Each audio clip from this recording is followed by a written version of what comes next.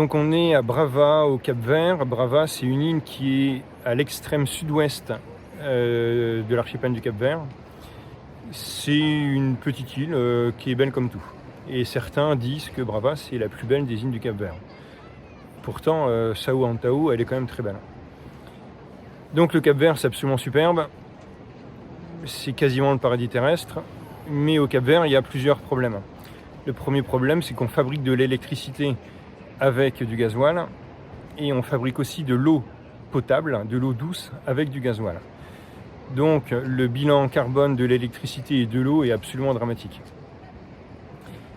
Il y a une dizaine de supertankers chaque année qui sont nécessaires pour fabriquer l'eau et l'électricité au Cap-Vert. Donc une dizaine de supertankers, vous imaginez un peu la consommation que ça fait. L'autre problème, c'est que, étant donné qu'il fait 30 degrés, l'eau dans les tuyaux n'est pas toujours très potable, malgré le fait qu'ils mettent quand même beaucoup de chlore dans l'eau. Donc comme ils mettent beaucoup de chlore, il n'y a pas trop de bactéries, mais comme il y a beaucoup de chlore, finalement, ils la boivent pas quand même. Donc du coup, l'eau potable est en bouteilles, des grosses bouteilles de 5 litres.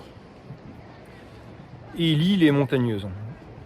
Donc ils portent les bouteilles pour les descendre au port de pêche sur les plages, mais quand les bouteilles sont vides, malheureusement l'usage c'est de balancer les bouteilles juste derrière.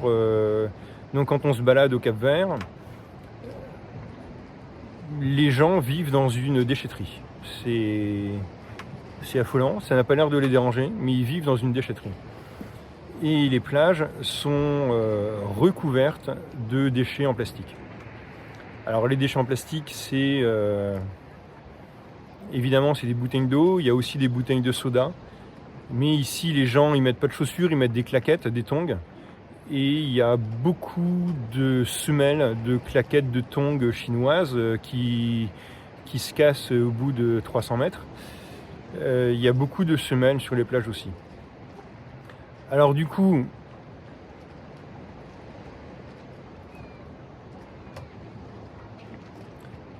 une autre histoire que je vais vous raconter, c'est que ce matin, il y a un pêcheur qui est passé et il m'a demandé si j'avais pas des hameçons à lui donner. Alors bon, j'ai pas de gros hameçons pour pêcher des thons énormes, néanmoins j'avais des petits hameçons. Donc je lui ai donné, contre rien, je lui ai donné des petits hameçons.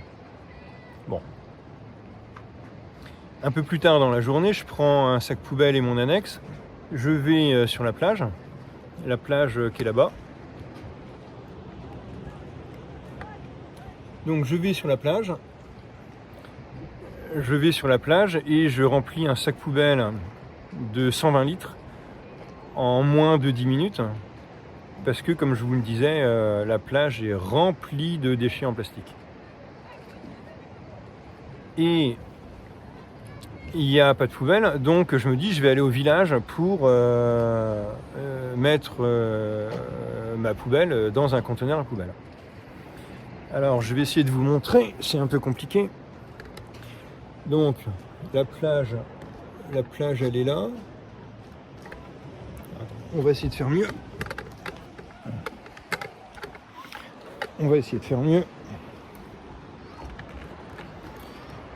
Donc la plage est ici. Et pour monter à la plage, on voit un peu, il y a un chemin avec des lampadaires parce que c'est le coucher du soleil. Et donc pour monter à la plage, il y a un dénivelé absolument phénoménal. Et donc j'ai monté ce dénivelé à 13h sous un soleil de plomb complet. Bon, donc évidemment c'était très compliqué. Et à 90% de la montée en haut, je recroise le pêcheur que j'avais vu ce matin et auquel j'ai donné mes hameçons. Alors, il se dit que on est très riche et qu'on fait des poubelles terribles et que en une journée qu'on est là, on fait autant de poubelles qu'eux en un an, quoi. Alors je lui explique que non, pas du tout. Je lui explique que en fait, dans mon sac poubelle de 100 litres, il n'y a que des morceaux de plastique de sa propre plage à lui, et que donc j'étais consterné qu'il y ait autant de plastique sur la plage, et donc que j'ai rempli mon sac poubelle et que je suis en train d'emmener ma poubelle dans le conteneur en haut. Et alors du coup j'ai une idée. Je lui ai dit, tiens, étant donné qu'il est 13h et que toi tu montes en haut de la falaise les mains vides, on va faire un échange. Tout à l'heure je t'ai donné des hameçons cadeaux, et il reste 15% de la montée. Moi j'en ai fait 85%, mais comme tu montes les mains vides et que quelque part tu es un petit peu responsable quand même des déchets qu'il y a sur la plage,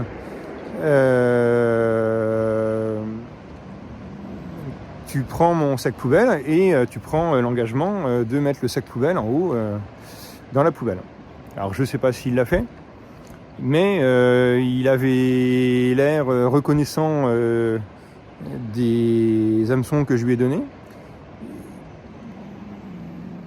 Il avait l'air un peu embêté des déchets sur la plage, mais sans plus. Et il avait l'air surtout très très étonné qu'un blanc qui vient sur la plage et qui la voit pour la première fois ramasse des déchets sur la plage. Ça, alors là, est complètement sidéré. Et il était aussi sidéré que je me donne le mal à monter la falaise à 13h sous un cagnard pas possible pour mettre ça dans la poubelle. Bon. Donc le Cap-Vert, c'est très beau. Néanmoins, il y a du plastique partout. C'est complètement affolant. Et ils n'ont pas du tout le réflexe. Ici, ce qui est normal, c'est de pêcher des poissons dans tous les sens, sans du tout se poser la question s'il va en rester demain ou pas. Tous les poissons qu'ils prennent, c'est des bons poissons à prendre. Que ce soit des juvéniles ou des adultes, des mâles ou des femelles, ça leur passe complètement au-dessus de la tête. Et pour les langoustes, c'est pareil. On a des bateaux de voyage, on est blanc. Ils voudraient qu'on mange des langoustes au petit déjeuner, au déjeuner et au dîner, quoi. C'est fou. Et alors, quand on leur explique que c'est des femelles, qu'il y a des œufs et qu'il faut surtout pas les pêcher, on leur parle complètement chinois. Voilà. Et ils nous ont même proposé des toutes petites langoustes qui sont à peine plus grosses que des grosses crevettes roses, quoi. Des animaux qu'on même pas 6 mois, qu'on fait 2 mues, quoi. Une langouste, ça se reproduit à l'âge de 6 ans minimum. Donc c'est un crustacé à croissance lente, exactement comme un homard. Donc manger une langouste qu'à moins que 8 ans, c'est criminel, quoi. Et eux, pêcher des langoustes qui ont 1 an, 2 ans, tout ça, ça les dérange pas du tout. Alors j'ai essayé de leur expliquer que ils se tiraient une balle dans le pied, mais la seule chose qu'ils voient, c'est que ça vaut de l'argent, donc voilà, quoi. Mais se priver un tout petit peu aujourd'hui pour préserver demain, c'est une notion qu'ils n'ont pas du tout ici, quoi. C'est un peu étrange, mais c'est compréhensible. Et c'est un peu décevant, quoi, parce que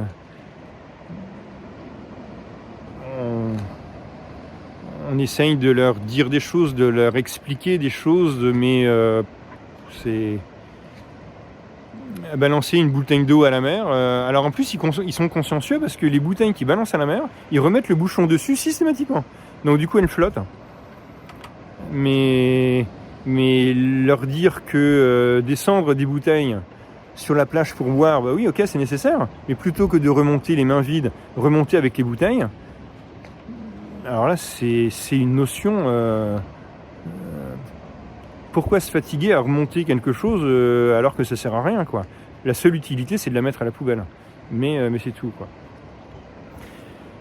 Voilà, donc c'était le 2e épisode de l'envers du décor.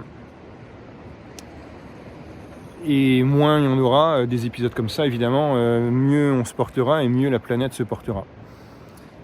Voilà. Bon, je vous dis à bientôt.